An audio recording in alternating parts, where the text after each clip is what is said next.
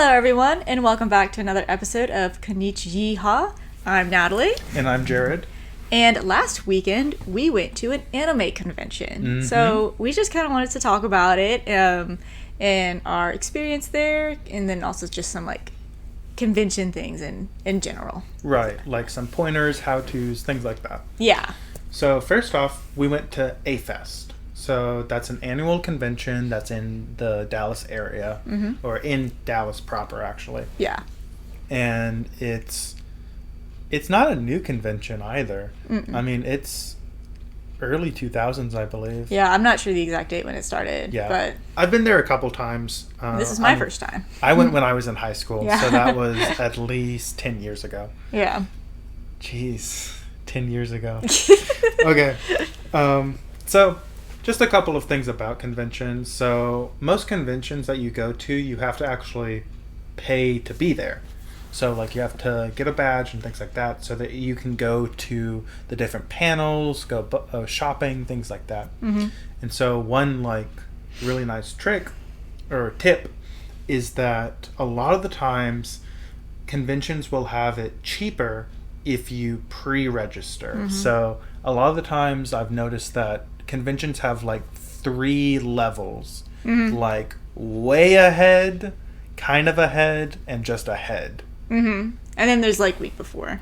Yeah. Which is still I think it's still cheaper, even if it is just the week before, maybe. I don't know. It depends on the convention. Yeah. And I think most people do it this way now, where it's by number, right? So it's they will have, say you're very, or no, I think it might just be that actually might be pretty specific to AFest. To AFest, I know there's basically you can have it either by times. So say, this convention was in July, so say if you register in February, which we did, if you register in February, it's $20 off, and then if you register in March, it's a little less than that. Yeah. But so that's one way to do it, and then another way is that it's just by number. So they'll be we have 300 tickets that we are selling for this price, and then once that's down, we have another 200 tickets that we are selling for this price, and it just kind of trickles down from there until it is actually week of, and then they hike up the price. Yeah. So. Yeah. So if you're planning on going to a convention, I suggest doing planning ahead of time. Yes. Not during. You can. I mean, we saved probably $20. Yeah, and the other thing is that week of ish. I mean, we were looking at day passes that were the same price as our entire event passes. Yeah, so that's another thing. Yeah. Is that you don't have to get the full weekend pass. Typically, it's it's Friday, Saturday, Sunday. This AFest is a little special because they also have it on Monday. Yeah. And you can get your badges Thursday evening. I want to say most conventions nowadays you can get the badge Thursday evening. But there's nothing to do. You just pick up the badge so that way you can get into the convention quicker on Friday. Right. Yeah. And what was I going to say? Oh, yeah. So you don't have to get a full weekend. You can get those day passes. The day passes are going to be more expensive than or the same price kind of sometimes as just getting the weekend pass. But if you can't commit to a full weekend of it, just get the day pass. Yeah. But I don't think day passes ever go on sale though. I don't think so either. They really are just for those people week of deciding they want to go for a day. Yeah. So but before you go say you got your pass and it's time for a convention. So it's day of and when you should show up. So if you're doing cosplay, you're going to need to wake up a bit earlier so that you can get all together. Sometimes you don't have to get in full cosplay. For example, when I was cosplaying had a really big wig, so I didn't put on my wig until I got there because I got to drive and things like that. But I'd say typically it's good to get there maybe just a couple hours after it opens. So whenever a convention first opens, they're most likely not going to have the artist alley or the dealer's room open yet. And there's not necessarily going to be very many panels starting yet either. And so there's really not a reason to get there as soon as it opens. But the later it gets, the more people are going to be there. So it's going to be harder finding parking. It's going to be harder to get around, especially if you want to go to like the artist alley and things like that. So I'd say, I think the convention opened, AFest opened at like 9. Something like that, yeah. But we would get there around 11 to 12. So. Yeah, and I mean, especially on like Friday and Saturday, though, there will be panels that are earlier. Yeah. There will be. I mean, just if you are wanting to go to those, just plan accordingly. Yeah. So definitely get a good night's sleep before. This also, I didn't even write this in my notes because I've never done it. But be mindful of where you're staying. So most conventions are at hotels, and so you can actually stay at the convention.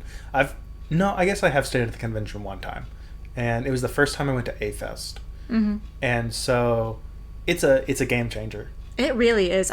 My very first convention, which was ACON back in high school, I stayed at the hotel, and it was a game changer. But yeah, because if you stay at the hotel, it's gonna be a bit more expensive because, like, it's typically a destination, and it's usually a nice hotel, like not like like it's a convention center. Yeah, exactly. Like it's gonna be a hotel where like people actually like host things. Yeah, exactly. Yeah. So like I think I saw that the Sheraton that AFest was at. It's like $200 a night, something like that. Which, if you're going to stay at a hotel, look into coming with friends so that you can share the price or share the price. Yeah. Which I will say, there are some hotels that are kind of against that. So, thing that you see a lot at conventions is like they get a hotel room for like that has like two queen beds, but they'll have like 6 people in the room. So someone sleeping in the bathtub, exactly, under the desk. Yeah, and that's technically not allowed. Yeah, and so I know, like, I'm pretty sure Ikicon, the hotel that it's in, they have wristbands. So like you can't use the elevator without a wristband. Wow. Yeah. But when you're getting to the convention, a lot of times parking is going to be hard. So it also really depends on where the convention is at.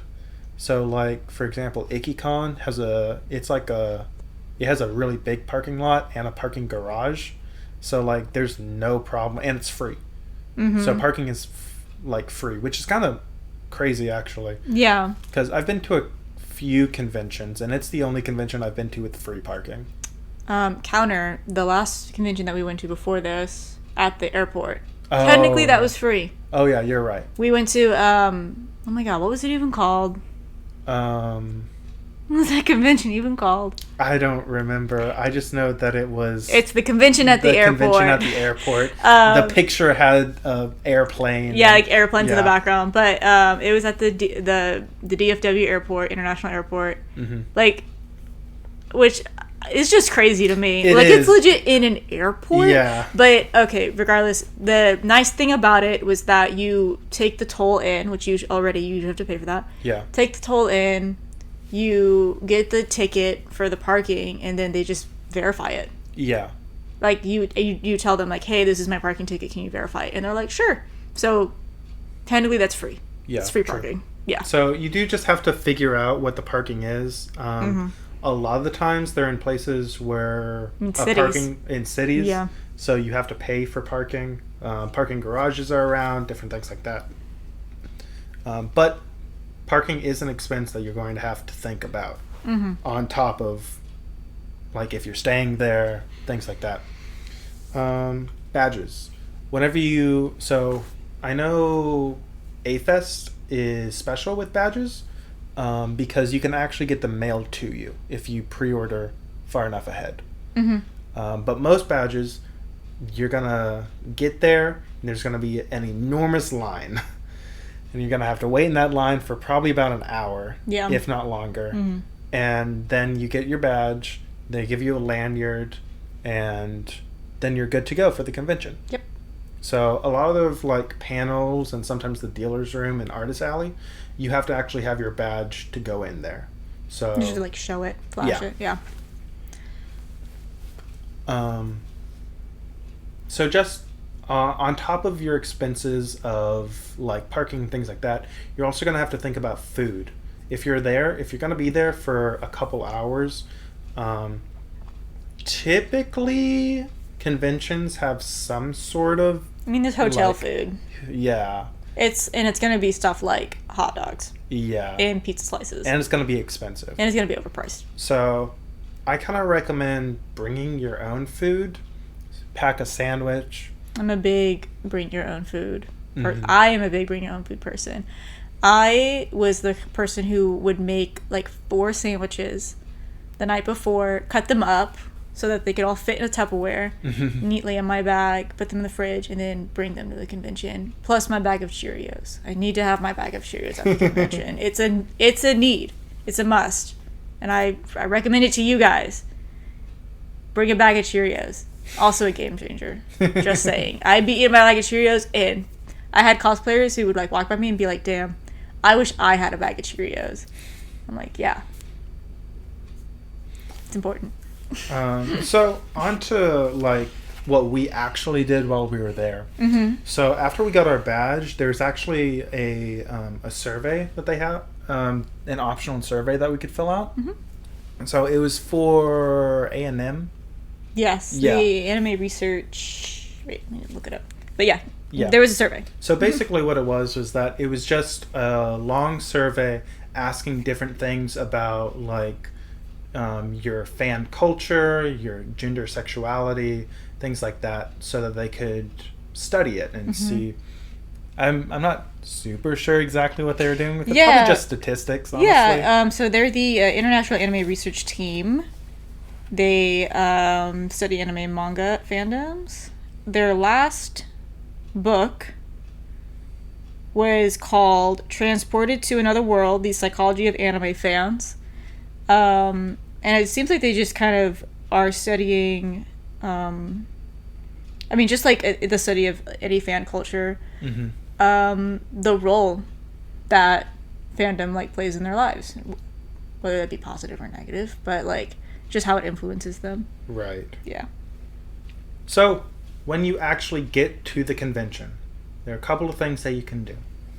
So there's panels, there's shopping, and sometimes there's an arcade. Photo shoots. Sorry, one and more. And photo shoots. That's right. Photo shoots. Photo shoots / meetups. Yeah, meetups. I completely forgot about that. Yeah. Well, it's usually for things that are pretty big. Yeah. Like, it's for the big, like, so Naruto, Demon Slayer, Bleach. JoJo's, One Piece. Like, big stuff. And also classics. So, like, Ouran High School, which maybe is a little smaller now, right? Because it's older, but it's such a staple. There's always going to be an Ouran High School meetup. Right. So, yeah. That's just something. Usually it's not. It's a funny thing because I don't want to say that it's official. Yeah, it's official, unofficial. It's official, unofficial. Basically, photographers will get together and they'll make a giant Google Doc, and they'll highlight where they'll be and what fandom will be focused there, and a time and a place. But it's never actually like through the convention. So like you won't ever find this map on the convention's website. Yeah. But you'll find it on the Facebook page. Yeah. You'll find it on the Twitter, on anywhere else. So. Right. But. And have you been to a meetup? I have been to one meetup as a character that was like actually like in there, and then I've been to a few just because like my friends like to go to meetups, and I'm just kind of there, you know. The first meetup that I ever went to was actually a Homestuck meetup. Not that I was cosplaying from it, but my friends were. Both of my friends were at the time, so I just kind of stayed in the background and watched, essentially. I kind of wandered around. This was whenever it was the Acon at the Hilton, so it was in their garden, so we were outside. Okay. So I was kind of in and out of it, you know. I'd leave, I'd come back, whatever. And then I went to a Naruto one when I was actually cosplaying from Naruto. I was Kakashi, but it is overwhelming. It was like my first cosplay. It was my first convention, and it was overwhelming. So I did not stay long because I just kind of got shy. Yeah. It's a lot. It's like rapid fire, because it's just like the photographers are trying to take pictures, you know. So like, it'll usually be like calling out like, all right, I need all the Narutos, I need all the Sasukes, and it's rapid fire switching and switching. Then they'll do like ship ones, they'll do fight ones, they'll do it also depends on how big the meetup is, how big the con is. Because I've been to a couple meetups, and they've been like pretty low key, like chill. It wasn't super fast, but it definitely was like, don't take your time, like let's get through this. Yeah. And the thing is that it's all on the photographer. Like, it's the photographer that's like, we need to go because this photographer has a schedule. Like, sorry, he's not here to take photos of you in particular all day. Like, you know what I mean? So he has to go to another meetup somewhere else with a different fandom. And it's not to say that like you guys can't hang out afterwards. Like, for the big part, the photographer takes their pictures, you focus on that, and then you guys can hang out. Yeah, I will say this. And maybe take like more personal pictures, right? Like on your phones and stuff. Yeah, so. This is a very good way to meet fans. Yes. I've definitely like now have like mutuals that I've met through like meetups. Yeah. And like, I will say this though. Be wary if you are going to a meetup and you are not fully up to date with like the manga, because a lot of people that go to meetups are really big fans, and so they will intentionally or unintentionally spoil things for you because they've already seen it because they're such big fans. Right, yeah. And so like, it was another reason why the Naruto one wasn't very fun for me, is because I just kind of got into it. So I didn't get all the jokes. I didn't get all the ins and outs. Let's see. What else did you say? You said meetups. You're the one that made the list. Yeah, right? I know, but there was one other thing that you said that I didn't have. Oh, it was just meetups, photo shoots, just. Oh yeah, just those. I put them together. Yeah. So, photo shoots though. So with I know some conventions they'll have specific like photo shoot rooms. So there'll be a photographer there, and typically with like a white screen background, and you can go there and you can get your photo taken. And there was one at AFest, we just didn't go. Okay, I didn't know that. I didn't notice it until the photographer started posting the pictures. Oh. And I was like, oh, they were there. But then other than that, you have panels that you can go to. Panels can range from a lot of different things. Typically, they're going to be some often ones that show up are how-to panels, meeting voice actors, different game shows that are made for like anime. Like you could have Anime Jeopardy, Anime Family Feud, things like that. Different anime trivia. There's going to be like Name That Tune. Pretty much every convention also has a cosplay contest. So with the cosplay contest, it has an allotted time for it, and you have to actually like sign up earlier in the day or earlier the day before to be a part of it. They typically have a stage that you walk down, kind of like a pageant in your cosplay, and then there are judges and there's a big audience as well. And then I don't know, depending on the con, you might actually win something from it.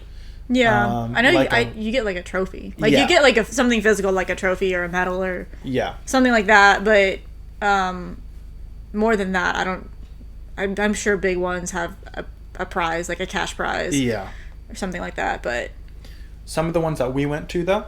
Panels, yeah. So some panels that we went to at AFest, they had Anime Loteria, which is like Mexican bingo. Yeah. Unfortunately, we didn't win anything. We did not win. I love silly little games. I love silly little games, and I wish that we did go to more. There was one where it was just so full one time, but I think games are fun. Right. That is one thing with panels, is that you have to plan ahead. So if you want to go to a panel, there is limited space. So a lot of the times, like, you have to go to the panel ahead of time, maybe like somewhere between 15 and 30 minutes, so that you can get in line. It wasn't that bad at AFest, with the exception of the Name That Tune panel. But like at IkiCon, for example, you have to go there like 30 minutes ahead. Yeah, and same thing with Akon. Yeah. Most of the time. I can bet with Akon. With that 30 minutes ahead, yeah, for sure. One of the other ones that we went to was an Ikebana panel, which Ikebana is Japanese flower arranging. I thought it was really interesting. Yeah, it was really cool. So the group is Ikebana International. They were in chapter 13 of the Dallas group. And yeah, it was really cool. It was pretty. They were really into flowers. And it was I really liked the presentation. The presenter gave like a history lesson, essentially. Yeah. Like a pretty good quick history lesson of Ikebana in Japan, and then its use there, and then how then they did the demonstration where they made arrangements centering around anime figures, which was really cool. I like flowers a lot, so. Yeah, and one thing is that panels can range from 30 minutes to 2 hours. So, like, the Loteria, I think, was only, like, 30 minutes, maybe an hour. Yeah, well, it was an hour slot. An hour slot, yeah. Once we were not winning, we left. Yeah. So. The Ikebana was a 2-hour slot, but it only lasted an hour and a half. Yeah, and then they did questions, you can go up to the panelists. I mean, they're just people, and they're not nothing scary. You can go up and talk to them afterwards. Yeah. And then on our second day, we went to LGBTQIA+ in anime, which I think was a really interesting panel. I actually kind of want to... Well, I'm hesitant because I don't know too much about it. I would have to do some research. But I do kind of want to do, like, an episode. Yeah, and we can use just what we know, too. I mean, because this panel was someone who has been very much in the yaoi and yuri fandom for a long time, and also, like, been really in it. Yaoi being, like, gay, men loving men, and then yuri being with, like, lesbians, women loving women. And I would also like to do it. I think it would be interesting. And their panel was very interesting because it was also, once again, it was well researched. They did it kind of history style, so like we started in the 70s, moved forward to now. They mentioned things that I didn't know, things that I did know, and I thought it was just really cool. And they mentioned that it's a presentation that they kept adding on to. Yeah. So it has continuously gotten longer over the years. So they had a lot of information. They had a lot of information, and I mean, I thought it was really cool. Yeah, it was. Yeah, and it is, like I said, basically just like history. Obviously, can't cover everything, but just like the big ones from the past, like 4 decades. Like 3 decades. Yeah. But say panels aren't your thing, or they are and you want to do something else, there's also a lot of shopping that you can do. That's my favorite part of the convention. I love shopping at conventions. So typically there are 2 different types of shopping. There's the dealer's room and the artist alley. So the dealer's room is going to have all of your branded merch. So that's going to be figures that's gonna be plushes, things like that, like Gundam. There are a lot of like, don't want to word it like this, but toys. Yeah. A lot of toys are gonna be sold there. Yeah, if it has like a brick and mortar store, then that's where it's gonna be. Yeah. So, for example, like one that we, for example, Kinokuniya was there, right? Yeah. So Kinokuniya was there selling things that they would sell at Kinokuniya, Right. but they just had a little stall at the convention, or like anime pop. Yeah. Right. I was gonna say yeah. Yeah. So I bought from I bought 2 figures, and one of the figures that I bought, I thought it was really funny because, or no, I bought 2 figures and a plush. Mm-hmm. And the figure and plush I bought from Anime Pop, like the Anime Pop stand, which is really funny because there's a brick and mortar store in Dallas. Mm-hmm. So I could have just bought it there. Yeah. And there's more like imports, like as far as like figures go. Oh yeah. You get more imports, so then you get maybe a wider variety of types of figures. Right. Other things they sell are like t-shirts. I feel like a lot of like artists can make t-shirts too, sure, but like they sell like mass-produced Yeah. t-shirts. Like I got like a PlayStation t-shirt that like at a convention one time. It's just like literally has the PlayStation logo on it. It's nothing special. Mm-hmm. Something I've actually seen recently is that more like a dealer's room will have like a traditional Japanese clothing stand. Mm-hmm. Like that's something that I've seen kind of more recently. Mm-hmm. Yeah, I've noticed that too. There's like, well, the clothing for me, what I've seen is ranges from the traditional Japanese, so like the kimonos and the sandals, right? Fans, stuff like that, and then also just like straight up like Renaissance. Yeah. So like corsets and gauntlets. Same vests. people. It's the same people. Yeah, it's the same people. So same people go to both. Mm-hmm. Exactly. But yeah, you'll also find manga there as well. Yes. Yeah. There's gonna manga, be a lot of, DVDs. Yeah. Yeah. Games. That's also another thing that I've seen kind of more as well. Maybe I just didn't notice it. But like retro games, not like new games. Retro. Yeah, games. retro games.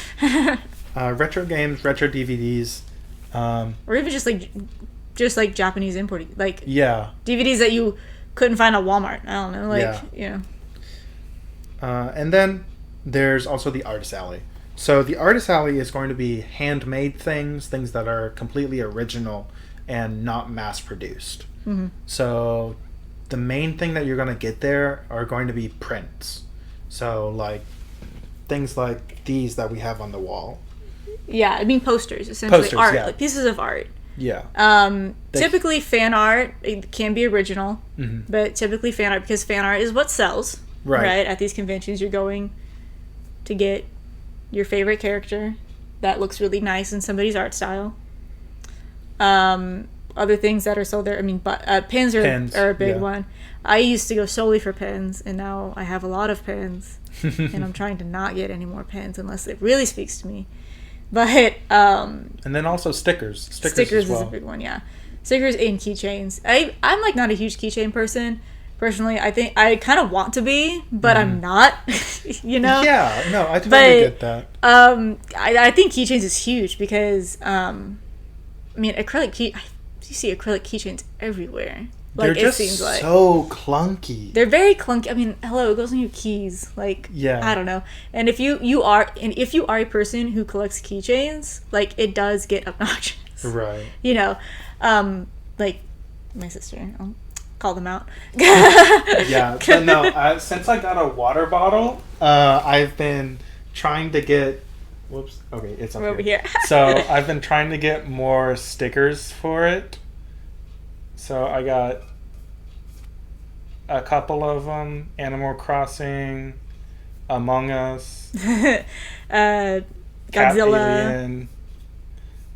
Godzilla and Godzilla. Yeah. Yeah, but and also like I mean they're all independent artists, so it's a great way to support them. Dealer's Room, since it is big budget. I mean, the people who are working those booths, they're like employees. Yeah. Right? And typically, when you go to an artist alley and you go up to an artist alley's like stall, that's the person who did all the art. Yeah. It's either them or their friend covering for them while they go eat something. Right. So, yeah. A lot of them also have social media, so they'll have like a card that you can get their social media. This is something that I like didn't fully get the first time I went to a convention because I was like a teenager and dumb, and I was a freshman in high school, so I was pretty dumb. And don't take pictures of art that you see in an artist alley. I have done that too. Yeah. Same reason or same thing where you don't think about it. You don't think about it like because you aren't thinking like that. You don't know. You're not thinking about how it comes off. Yeah. You know. They like. It's like these people. They are selling it. This is how they make their money. This is how they make their. This is their business. This is their business. You while taking a picture of it, you're kind of stealing, in a sense. Yeah, because they don't know the intent. I mean, they don't know your intent. Your intent could just be that sending it to a friend. Sending it to a friend on Snapchat, like something that kind of like goes away. But they don't know if it's like, oh, I like this design. I'm gonna take a picture of it so I can trace it, so I can copy it. So I mean, but that is definitely like an etiquette thing. You don't take pictures of the artist alley stuff unless you. I mean, you can ask. You can ask because I know that for the most part, they don't seem to.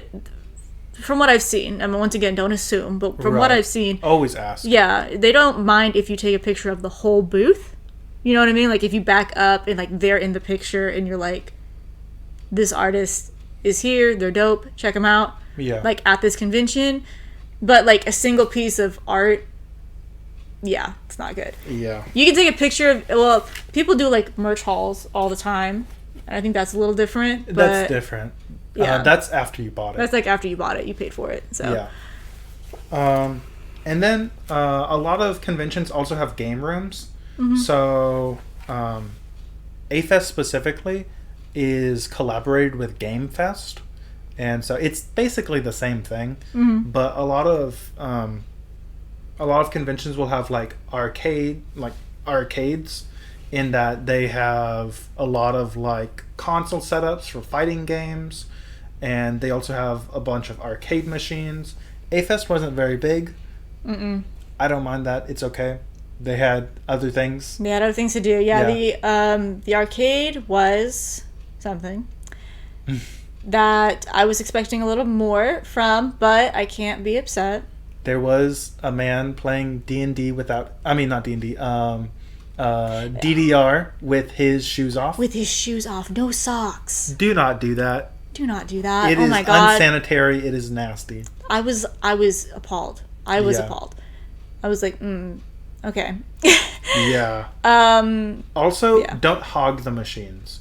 Have your turn and let the people behind you have their turn. Yeah. And then you can get back in line. Mm-hmm. In some conventions, it's bigger than others. Yeah. But yeah, just be mindful of how with other people wanting to play. Yeah, I was gonna say that. I feel like DDR stands, they're out there. The DDR stands, they machine hog. Yes.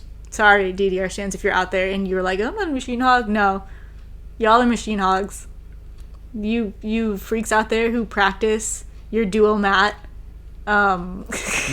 combinations. Then you go to the fucking Dave and Buster's and hog the machine all night. I see you. I've been around you guys before. Mm-hmm. Y'all suck. And a lot of game rooms will also have tournaments. So I know a lot of the times there's Smash tournaments, there's Tekken tournaments, different things like that you can also attend. A lot of the times they'll have it's paid entry. Mm-hmm. Sometimes it isn't. It just depends on.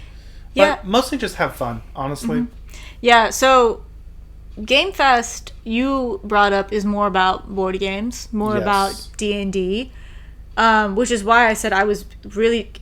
I mean, I can say I was disappointed. Yeah. I was disappointed in the arcade, especially since the airport convention had a really lit arcade. Mm-hmm. Like they had a lot of cabinets, which is like awesome because usually convention game centers it's like a LAN party. It's a bunch of computers and consoles. So like me, in my brain, I'm like, okay, well I can do that at home. Like I get it, like it's a tournament, you can play with people that you don't know, whatever. But like I can play Tekken at home. I can play Smash at home. I don't know. But at the airport convention, there were a lot of like actual arcades, cabinets that were like rhythm games and like actual like shooting games, or like it was more rounded to like an actual arcade experience. And but I will say that was also kind of unique. Because I mean at A-Kon it is just like it's a LAN party, but it's on a bigger scale. See, I'm actually used to there being a lot of machines. Really? Yeah, because I don't know if I'm necessarily used to it. So Ikki-Kon has a good number of machines, and then my favorite convention for the game room is San Japan. San Japan has an excellent game room because they collaborate with like an arcade, and so they get sense. all of their arcade machines and bring them over. And so there's a ton of different arcade machines at San Japan, and so I'm just a little spoiled. That's all. Yeah, no, at A-Kon it's just a bigger LAN party. Yeah, which that is a big part of game rooms. Yeah, is that they're LANs essentially because they have tournaments. Yeah. But other types of games is that a lot of conventions also have D&D there. That was a big part of Game Fest and AFest, is that there are allocated spots or like rooms for making characters and then having a one-off session with someone that's planned out a session, like a DM. So you go up and you sign up for a spot, and then you make your character, and unless you already have a character made up, and then you like go over to your DM that like is assigned to you, and you play a session. It can last varying times, but I'd say the main thing is that you do have to sign up for it, and a lot of times there is a wait list. But if D&D is not your thing, oh well. Other things about like at conventions is that you can either go in normal clothes or you can go in cosplay. Please do not show up naked.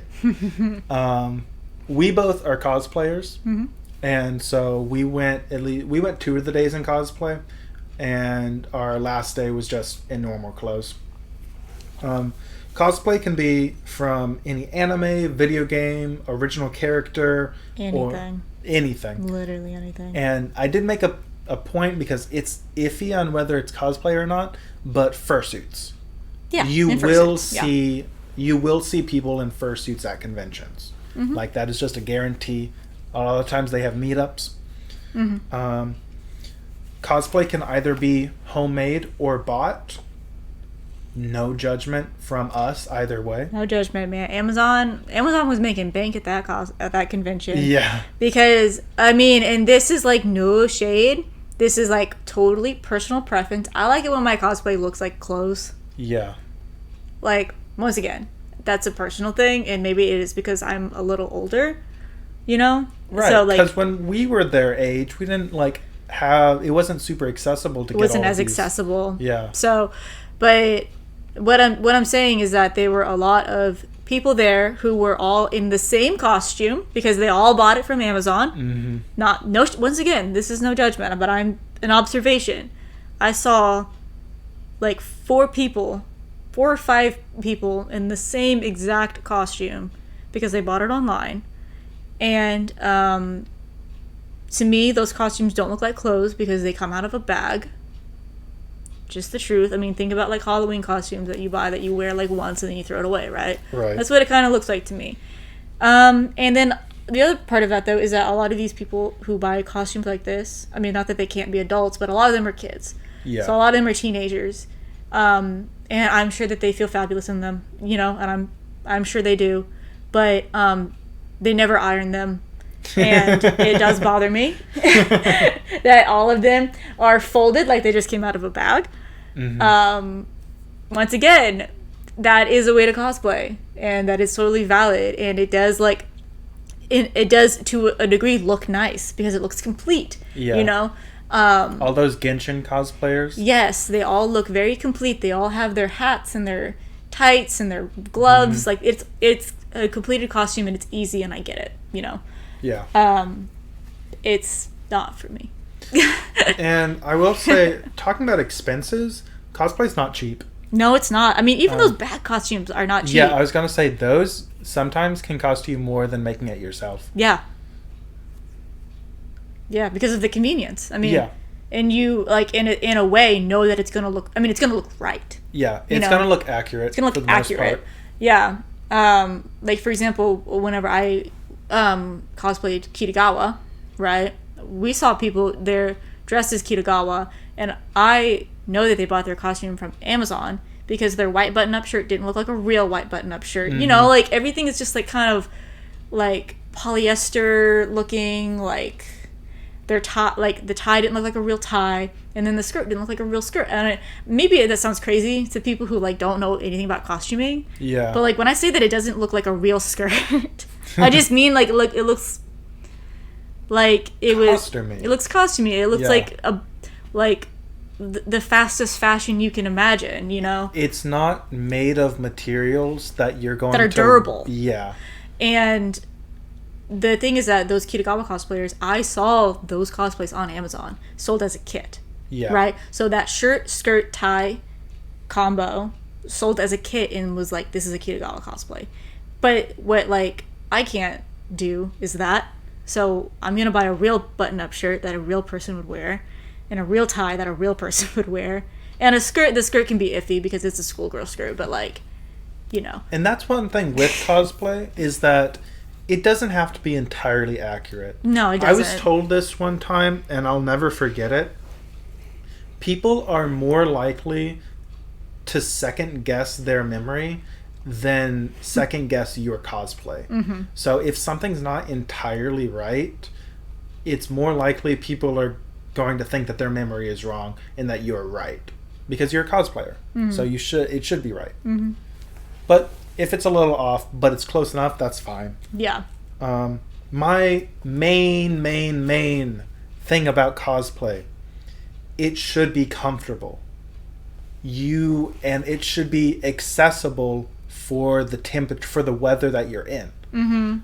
It's hard though. It is very hard. It's so hard. The coolest things that you see at conventions, they're not practical. Oh yeah, definitely not. But you have to be like weather in mind. Don't show up to a winter convention in a swimsuit. Vice versa, don't show up to a summer convention in a big like winter coat. Because you're gonna pass out. Yeah. And so also be able to take it off and put it back on because you're gonna need to go to the bathroom. And your friends can't come. All your friends can't come with you to put it back on in the bathroom. Lastly, or not lastly, but also there's a good chance that people are going to want to have pictures of you. And so this is up to preference. Personally, and I think I'd speak for most cosplayers, I love having my picture taken.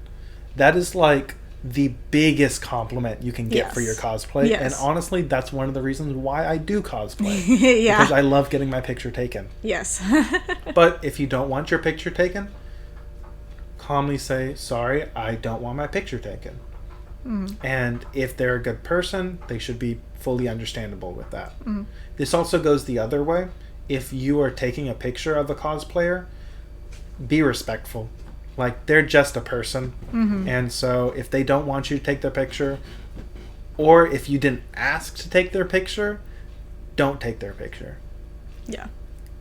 But mostly with cosplay, have fun. This is for you to have fun. Yeah, and the thing is that it, like, I mean, it can be like it can be stupid. Yes. Like it can be stupid. You can't like there were people there who were cosplaying from Among Us, and there were people who were doing it seriously, like as in they had the astronaut suit that was dyed the colors, maybe had a little thing on their head, and like they were doing it seriously. And then there were people who came in like blow up Among Us suits, you know, like the kind like the dinosaur types, but it was Among Us, and they were just blasting music and walking around. Yeah. So like, as long as you're having fun with it, right? You know, like you can do it anyway. Right. And lastly, some con etiquette. I recommend going with people. You don't really want to go alone. Things can happen. Buddy system. Buddy system. I mean, it's a public event, you know? Yeah. It's a public event. It's more fun with more people. This is the biggest thing I can say on a convention, anything. Use proper hygiene. Please put on some deodorant. Take a bath. Brush your teeth. Like, you are going to be near other people. You're going to be sometimes very close to other people, like in dealer's room and artist alley. Please, please, please be clean. And that also includes when you're in cosplay. You can wear your cosplay all 3 days, but put that alcohol water solution and spray it on there so it don't stank. Be polite. Be polite to the staff. Be polite because a lot of times they're just volunteers. Mm-hmm. Sometimes you can... No, I shouldn't say that. I was thinking of... What was the last convention that happened? The big one. We literally just talked about it. Matsuri? No. Anime... Expo? Yeah, you could have been mean to the staff at Anime Expo. That was allowed. They took their food. Didn't you see that? No, I didn't. I meant to mention it in our last episode. Sorry, detour. Time. So, at Anime Expo... in the artist alley. So Anime Expo. Oh yeah, I remember Anime Expo is huge, but like they still have an artist alley. So these are still just independent people. Keep in mind. But when people who do artist alley are at conventions, I mean they're there from open to close, and they're sitting at a table, right, all day. Okay, which is why like I made the comment like unless it's their friend while the actual artist went to go get something to eat, go to the bathroom, but like they're there all day, right? So, I mean, it's very normal. In preparing to be somewhere all day, you pack a cooler, and it's not like they don't have room for it behind their table. But at Anime Expo, the staff was taking away their food, and like just like throwing it away. Oh my god! They were like, "There's no food allowed in this convention," and they were just kind of being assholes about it. But so now that could be just like a bad volunteer miscommunication, you know? Yeah. I'm not saying that you should immediately blame volunteers, but there are definitely instances where it's not good. But that's kind of rare. But yeah. In that, be polite to the vendors. Yes. They're there all day. Do not tell an artist to their face that you don't like their art. You can just walk away, man. Yeah, They're used to it. just walk away. They're used to it, I promise. I definitely saw some artists. I was like, man, I don't like your art. I was like, this is not. But we're gonna sit there. We're gonna look at it. I'm gonna look at it, and we're gonna walk away. And I'm gonna walk away. Yes.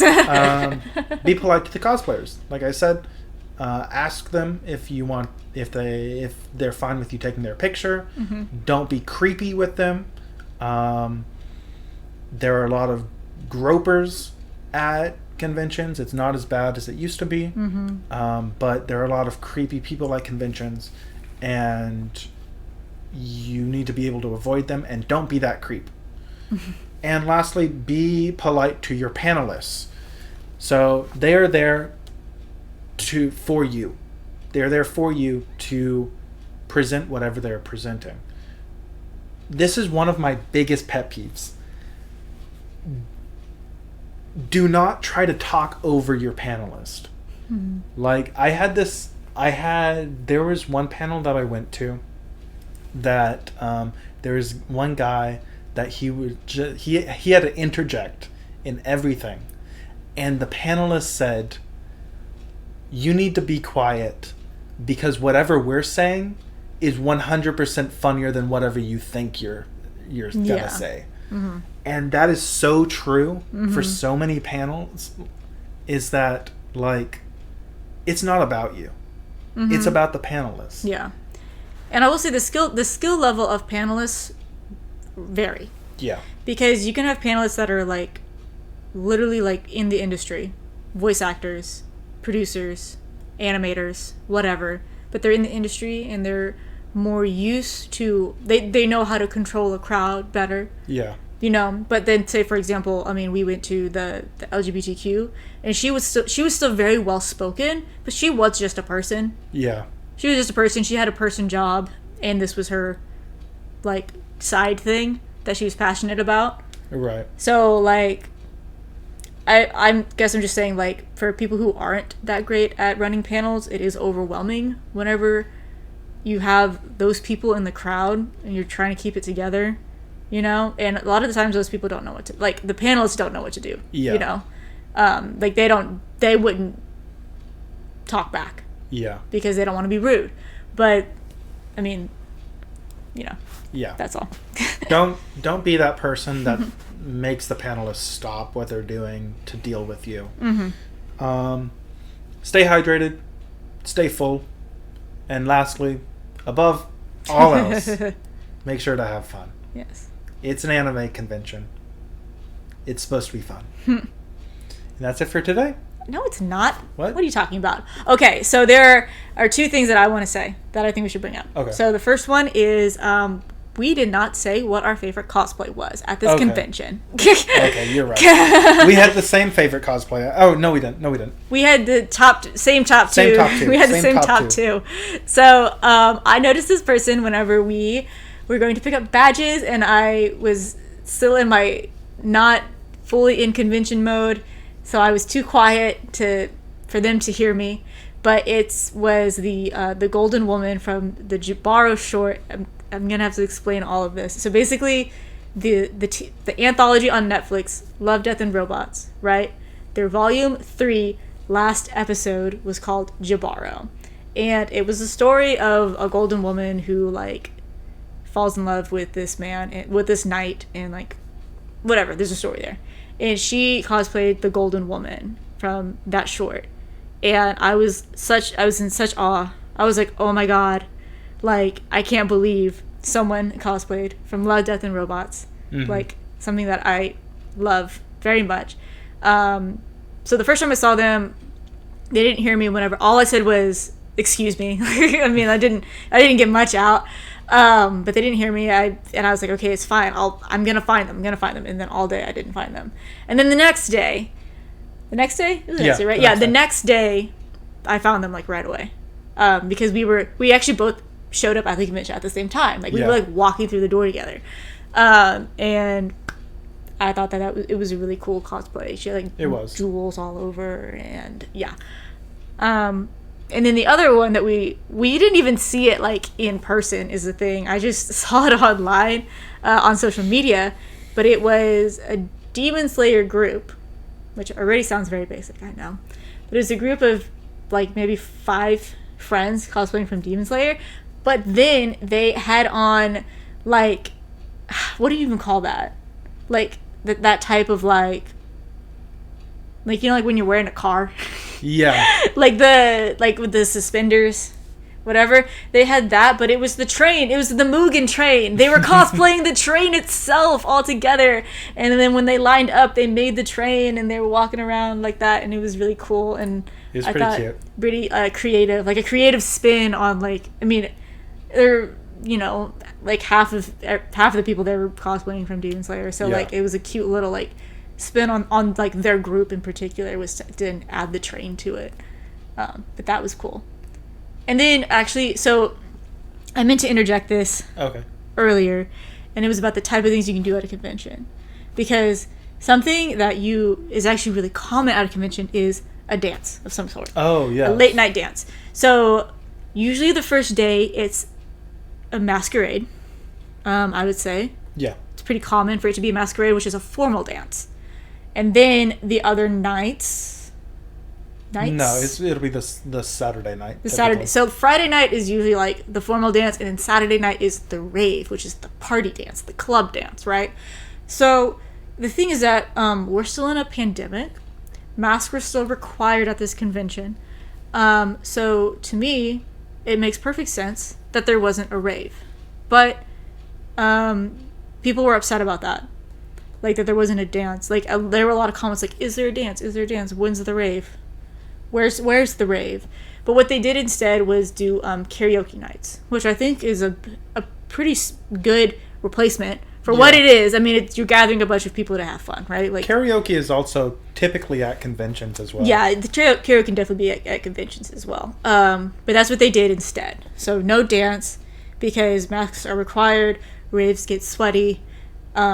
Bodily fluids go everywhere. Yeah, it's a mess. I've been to one convention rave. Me too. And I was there for maybe 20 minutes, and then I had enough. I was there for less than that. Exactly. So, like, not that they aren't fun, just that it's a lot. A lot of people are there, you know? But I think that was a smart decision to do instead of a rave, to do the karaoke. I think the people who are upset about it don't get it. I feel like a lot of people were upset about things and they don't get it. But maybe that's just me who thinks that. Because the other thing was the size. The size of the dealer's room? Dealer's room. Yeah. So the dealer's room was really spread out, but I liked that. Because usually the conventions that I go to, they're so cramped. You can you're pass each other maybe, but that's it. And as far as aisles, but in the dealer's room, everything felt nice and spread out, and like you could maybe even actually take your time looking at things. Right. And I liked that. I wish more conventions would do that. So that's what I wanted to say. Mm-hmm.